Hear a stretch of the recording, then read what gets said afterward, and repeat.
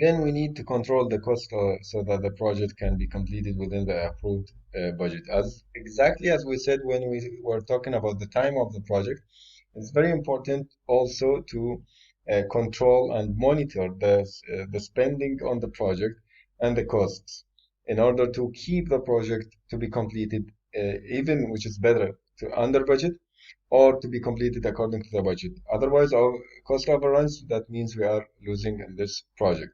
Okay. So the third thing is that the quality management. Project quality management includes the processes and activities of the performing organization that determine the quality policies, objectives, and responsibilities so that the project will satisfy the needs for which it was undertaken. Each project, it has its quality specifications and requirements. Okay, so we need to set these activities, these processes, requirements, and specifications for the quality. Once we set these specifications for the quality, the process and activities of the performing organizations that determine the quality policies. We need to have a policy for that. How can we follow up the quality? How can we inspect the quality of the executed items of the project? What is the objectives of this quality and the responsibilities for this quality matter, so that the project will satisfy the needs which it was undertaken. So we need to have to keep these qualities under control. Also, they call it quality control, in order to satisfy the needs for the objectives to be undertaken or to be reached. كل مشروع من المشاريع فيه أهداف ومتطلبات. كل مشروع من المشاريع في يحدد فيه الكواليتي المطلوب. طبعا المشاريع اللي هي هاي كواليتي طبعا تكون تكلفتها أعلى، والمشاريع اللي هي اللو كواليتي تكون تكلفتها أقل. وبناء على مقدار الكواليتي التكلفة تزيد، صح؟ لكن الكواليتي هاي لازم تتحدد حسب procedures و policies characteristics و specifications. ايش المطلوب من الماتيريال، اي نوع من انواع الماتيريال المطلوب استخدامه. يعني الكواليتي كنترول او الكواليتي مانجر او الديفيجن، هو نفس السكشن quality division. They will specify what type of materials should be used and what are their characteristics, for example. So any type of material that we are using in our project, it has to be quality controlled. It has to be approved from the main contractor and the consultant himself, first of all.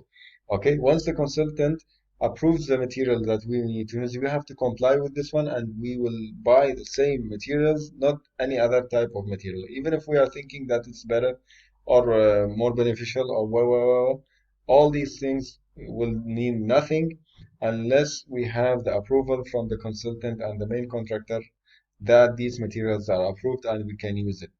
And this is why the policies, how we will maintain these procedures. Like if I need to inform the consultant that I have bought the same material, and I have to like provide him with delivery notes every time, with photos, with the material mass, MAS, okay, which is called the material approval sheet, and all these things need to be provided according to policies that we have. And the responsibilities, who's responsible for the quality.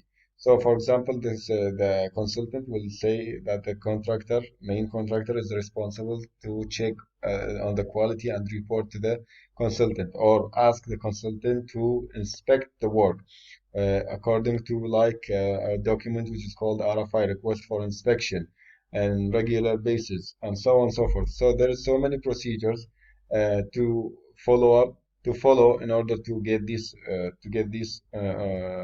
quality to get this quality done by the project parties.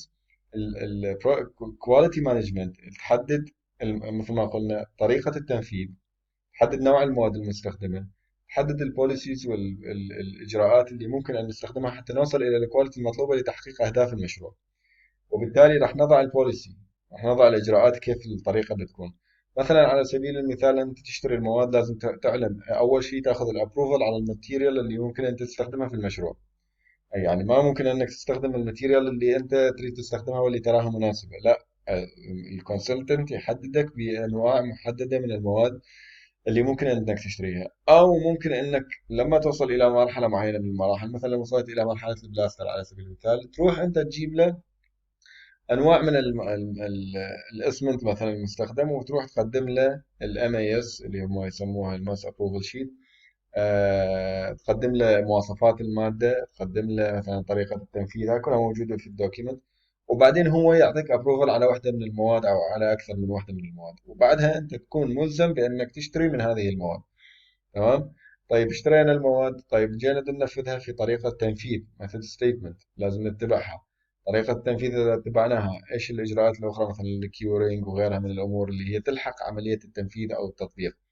طيب كيف عملية المتابعة المونيتورنج اند كنترول بالنسبة للكواليتي؟ أيضا هذه لازم تتحدد. هل أنه مثلا الاستشاري يطلب منك أنك تعلن في كل مرحلة من المراحل البلاستر، مثلا مرحلة الرش كوت ثم بعد ذلك مرحلة البلاسترنج، ولا يجيكم بالمرحلة الأخيرة يشيك على البلاسترنج على سبيل المثال؟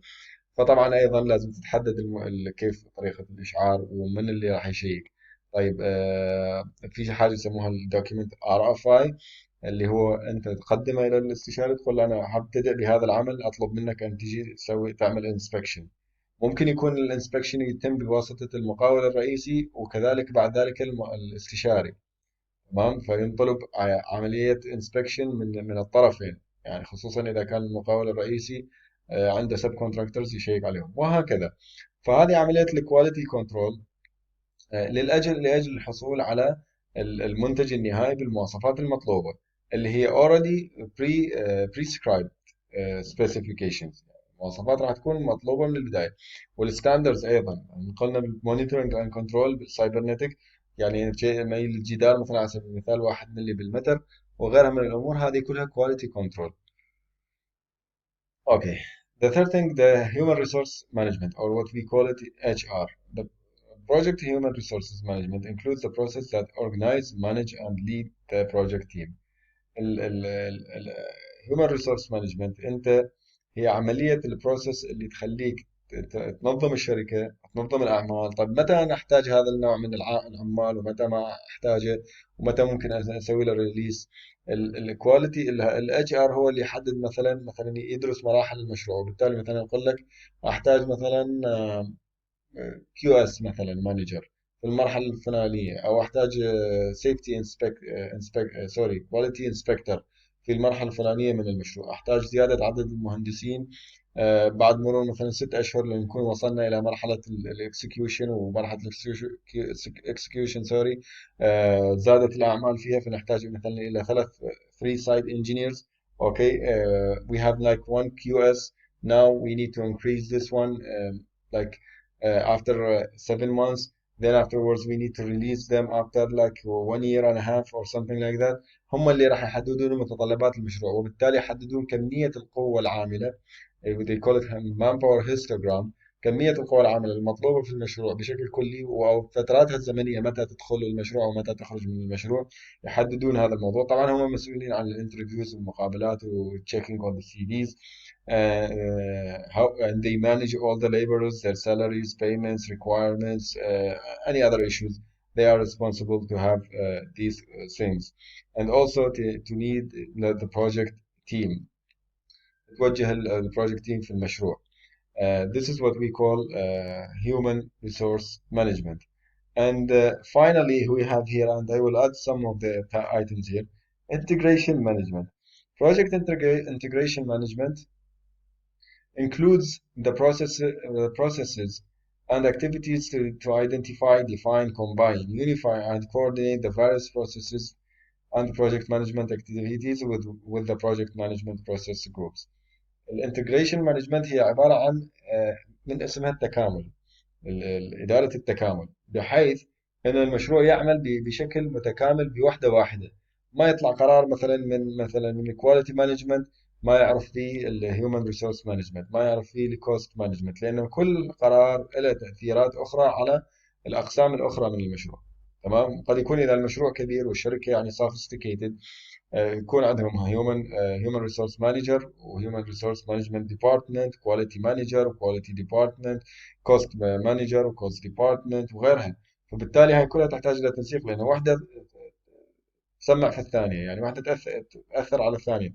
افترض لو الهيومن ريسورس رادوا يزيدون مثلا العماله في وقت معين، طيب ما هذا راح يأثر على كوست المشروع، ما يحتاج لك تمويل. فبالتالي Project Integration Management includes the process and activities to identify, define, combine, unify, and coordinate the various processes and project management activities. يعني يحصل نوع من التكاملية ما بين أجزاء المشروع، ويصير coordination ما بين الأجزاء الأخرى، بحيث أنه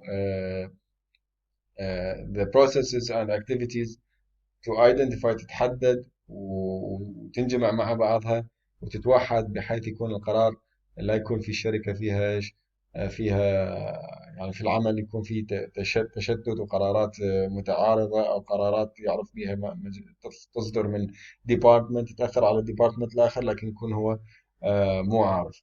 هذه مسألة مهمة. المسألة الأخرى أو the next point is the risk management. Before I go to the risk management, I want to add here some of the points which is I need you to add. We will say 1.10.6.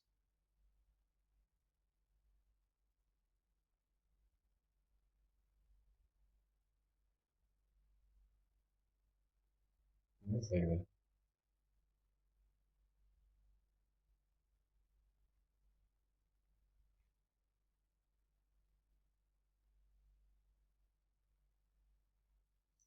Procurement management.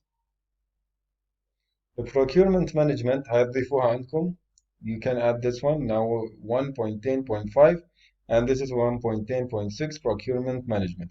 Procurement management is very important in the project, and there is a procurement manager also. There is procurement department. Procurement management is responsible for all the things that the project requires. If we require like subcontractors, if we require manpower, if we require machinery, if we require materials, if we require whatever we need for the project, we have to do it within this procurement management. So there is a procurement manager, and so there is some like employees working in this department. They will call for people. For example, if we want subcontractor, they will call for the companies. They will tell them the specifications and the requirements and the scope of work we need to do. For example, we need to do the like say block work for the project.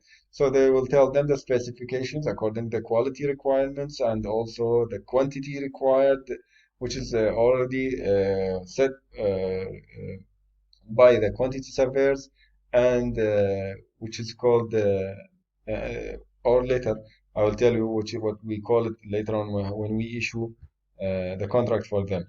And also what do we need from them to do, and what is the time schedule for this work to get done. And we will call, so they will call the procurement management department, they will call these subcontractors and give them these documents, and they will submit their quotations. Accordingly, they will submit the procurement management an LPO, just like a contract, local purchase order, or PO, purchase order. It includes the quantity that they will work with, and the unit of measurement, and also the prices. Okay, this is the according to their quotation, if they were accepted technically and financially with regards to their quotation. So this is why and this one will be transferred to the contract management. Okay, so the contract manager will decide later on if we want to deal with this company or that company. Okay, also we have 1.10.7 time ma time management. Time management is very important also for the project, and this is where we do the scheduling for the project, how much time it needs, what is the benchmarks for the project, what is the where's the uh, where's the phases of the project, what time they finish, what time they start, and all these things, and how we can control, monitor, and control the time schedule which kind of softwares that we will use, who's responsible for. Okay, so who will control the project, who's responsible for controlling the time, following up, the intervals, the meeting according to specific intervals, like weekly meetings, monthly meetings, and all these things to be managed in order to not to have like problems with time or time to be passing by and making we have the project late because of bad monitoring or lack of responsibilities in this project. So this is what we have here with regards to time management, and also we have something which is called communication management. 1.10.8.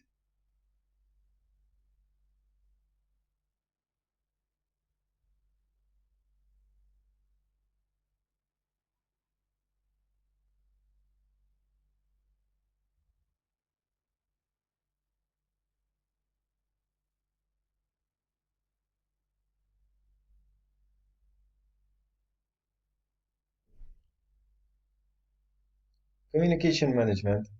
It's very important to have a plan for communications, how we communicate the project. So the communication uh, will set the rules and regulations for communicating the different issues of the project. How we are communicating, okay, between within the project. So there might be like a department for the communications, or the document control will be responsible for this one.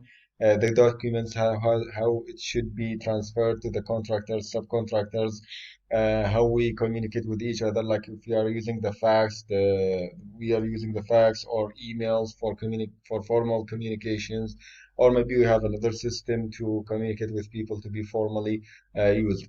مهم جدا انك تتعامل بطريقه رسميه مع المقاولين، يعني على سبيل المقاولين او اي طرف من اطراف المشروع. على سبيل المثال يعني لا يمكن استخدام الواتساب كوسيله للتواصل بشكل رسمي. ممكن تستخدم الواتساب او اي طريقه اخرى، لكن هذه لا تعتبر رسميه، وبالتالي اذا صار arbitration، يعني نزاع في موضوع من المواضيع، لازم في الكوميونيكيشن معروف موجود ايش الكوميونيكيشن مينز، الوسائل التواصل اللي هي معترفه او رسميه او اللي تعتبر ممكن استخدامها فيما بعد اذا صار نوع من النزاع. راح نرجع الى الايميلات، ما راح نرجع الى رسائل واتساب، وهذا يقول الابلكيشن انمسح والتليفون ضاع والاسماء ضاعت علي والرسائل انمسحت وكذا، من هاي الاعذار اللي هي يعني احنا نشوفها دائما في التواصل.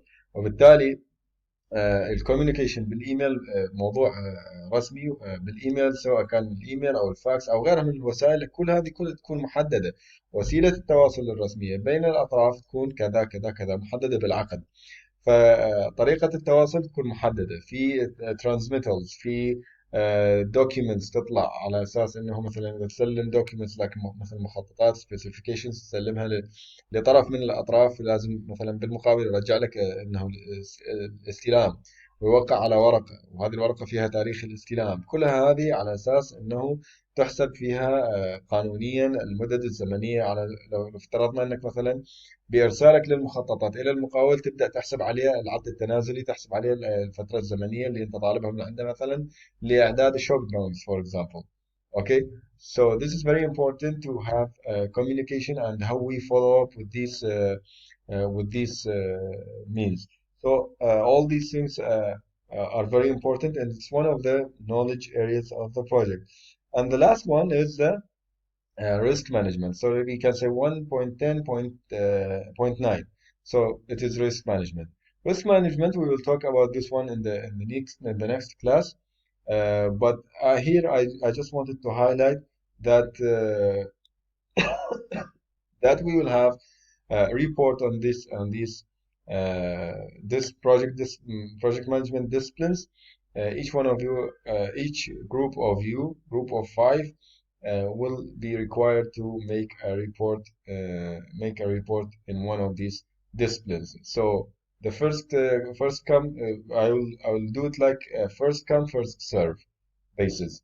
Okay, whoever you make the groups first, and then choose the topic first, he will take the topic that he wants. Otherwise, no two groups will take the same topic. For example, group number one, if they took time management first, then the second group will not be able to take the time management. So first come, first serve basis. اوكي.